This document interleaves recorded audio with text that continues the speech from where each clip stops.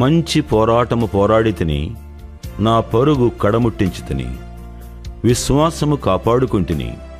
ఇక మీదట నా కొరకు నీతి కిరీటం ఉంచబడినది. 2 తిమోతి 4:7-8. ఇండియాలోని ఆంధ్రప్రదేశ్ నందు ఎన్ డానియల్ గారు ఒక యవన బాలునిగా ఒక పాఠశాల కూటములో మారుమనసు పొందెను. తదుపరి ఒక క్రమబద్ధమైన ప్రార్థనలో శిక్షితుడై సాధు సుందర్ సింగ్ లాంటి ఒక దైవజనులతో దగ్గర పరిచయం కలిగి ఉండటచే యేసువలే జీవించవలనను ఆశలతో వారు నిండి ఉండిరి. దేవుడు ఒక పాదిరి గారి కుమార్తె అయిన దీవెనను వివాహము చేసుకొనుటకు నడిపించాను. తదుపరి 8 సంవత్సరములు ఒక ఉన్నత పాఠశాలలో విద్యార్థులకు ఉపాధ్యాయునిగా ఉంటూ ప్రార్థనలో ఇంకా ఎన్నో పాఠములు నేర్చుకున్నాను.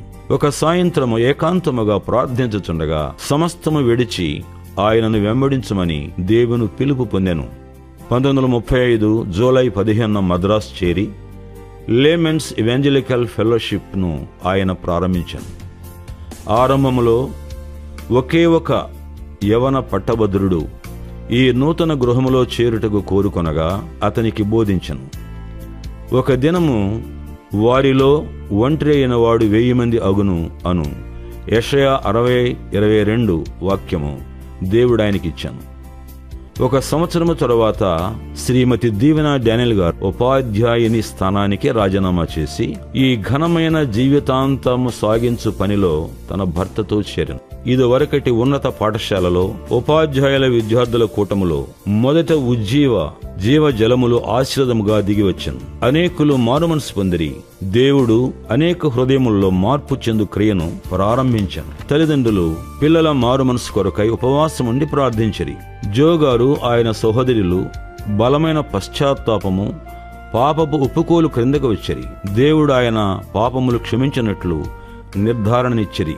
విద్యా సంవత్సరం ముగిసేసరికి కుటుంబమంతయు ఒక ఉద్యోగ సభకు తండ్రితో వెళ్ళిరి.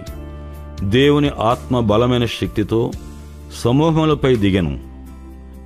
1944 మే మాసములో దానియేలు గారు మొదటి వార్షిక రిట్రీట్ ఏర్పరిచి ఉద్యోగం వచ్చిన స్థలములలో నుండి నూతనముగా మారుమనసు పొందిన వారిని పిలిచి వారికి దేవుని వాక్యము బోధించిరి.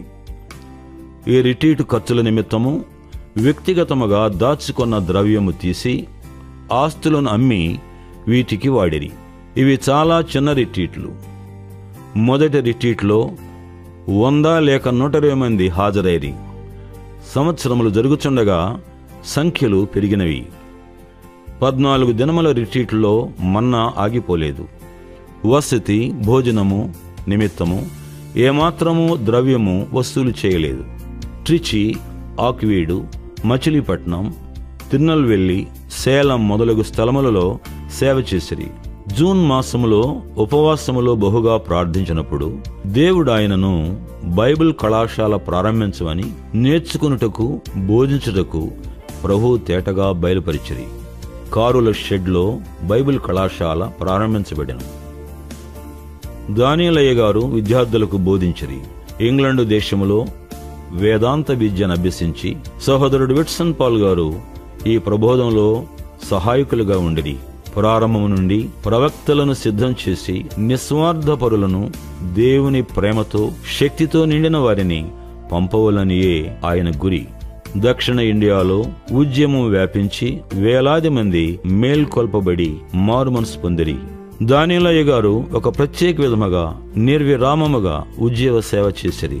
ఆయన దివారాత్రములు సేవ చేసిన విధానము 18-19వ శతాబ్దములో కూడా చూడబడలేదని చెప్పవచ్చు. అట్టివారు బహు కొద్దిమంది మాత్రమే. చక్కెర వ్యాధి ఆయన ఆరోగ్యంపై ప్రభావం చూపెను. నిమ్మళముగా వారు బలహీనులైరి. దానియేలు గారు డిసెంబరు 18, 1963 నందు ప్రభువుచే పిలువబడిరి.